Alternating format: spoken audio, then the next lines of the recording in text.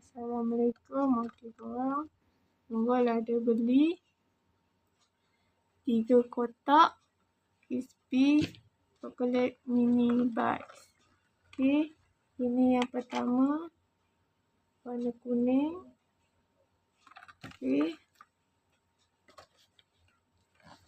Ini yang kedua. Warna merah. Okey. Dan ini yang terakhir. Warna biru. Okey, 3 Nurul tak rasa lagi. Nanti Nurul nak rasa. Okey.